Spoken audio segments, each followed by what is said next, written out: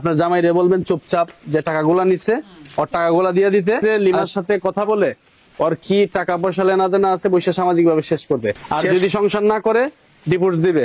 আমরা সব বুঝি, এক হাতে তালি বাজে না।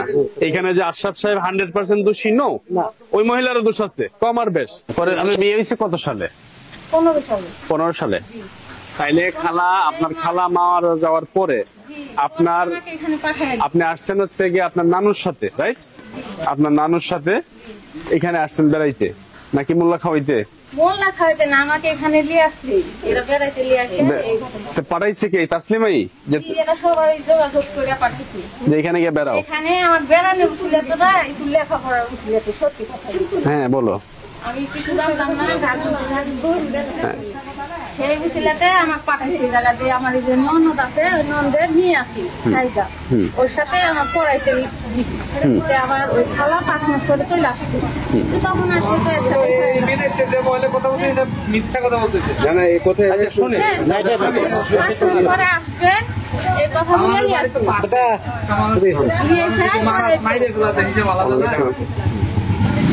আচ্ছা, তাহলে আপনি তারপরে থেকে গেলেন কিভাবে? আপনাকে পড়ার জন্য রাইখা গেছে? পড়ার জন্য নানি হুট করে বলতেছে আমি চলে যাই, আবার কয়েকদিন পরে আসবো এই কথা বলছি। যদি আসবিনি তার মাঝে একবার আমি আসবো। তখন আচ্ছা ঠিক আছে, সমস্যা নাই। এরই মাঝে আমাকে রাইখে গেল, এরপরে কি ওই দিকটা বন্ধ হয়ে গেল, আসলো না। শিয়া 5 মাস পরে না আসার পরে তার সাথে করার পরে বিচ্ছিন্ন হওয়ার পরে আমার সাথে, তার সাথে রাগের অভিমানে আমার সাথে ঘটনাটা ঘটেছে। আপনার কি এটা বাদলো না যে আমার খালার স্বামীর কাছে আমি কিভাবে বসি বিয়ে? না সরাসরি হয় নাই না। উনি ওই সময় একটা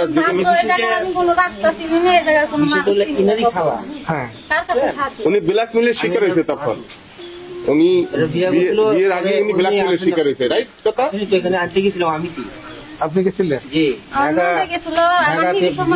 যেদিন থেকে আসলো, বিদেশ থেকে আসলো না, সেদিনকে আমি আনতে গেছিলাম। কে? ওই যে তাসলিমা? আমি চিনিও না। লিমা। আচ্ছা, একটা মহিলা। জি, আনতে গেছিলাম। যাওয়ার পরে ওখান থেকে আমরা মাইকনে গেছিলাম। আবার ওর ওখানকার লোক আবার গেছিল বাড়ির।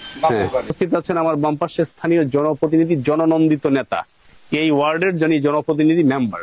আমি ওনাকে আন্তরিকভাবে ধন্যবাদ দিব যে আমি ঢাকা থেকে আসছি, উনি আমার সাথে সর্বোচ্চ সময় দিয়ে আমার সাথে সহযোগিতা করেছেন একটি ন্যায়ের পক্ষে। সে বিয়ে করেছে, একাধিক বিয়ে, কিন্তু আমরা অলরেডি 5-6টা বিয়ের সত্যতা আমি পেয়েছি। যেহেতু আমাকে গ্রামের বাজারের লোকে বলেছে, নিরপেক্ষ লোক, হ্যাঁ, তারা বলেছে যে সে অনেকগুলা বিয়ে করেছে। এক কথায় বিয়ে কামলা আশরাফ। হ্যাঁ, আমরা তার বাড়িতে আসছি, তার বউকে আমরা পেয়েছি। এখন সে আশেপাশেই হয়তো আছে বা বলতেছে ঢাকা, তো সেই বিষয়ে আমরা নাই গেলাম, সে আমাদের সামনে আসে নাই।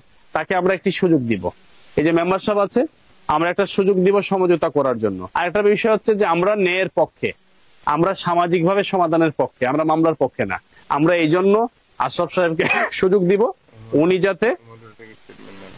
যাতে ওনার যে ওয়াইফের সাথে কথা বলে এটা সমঝোতা করে।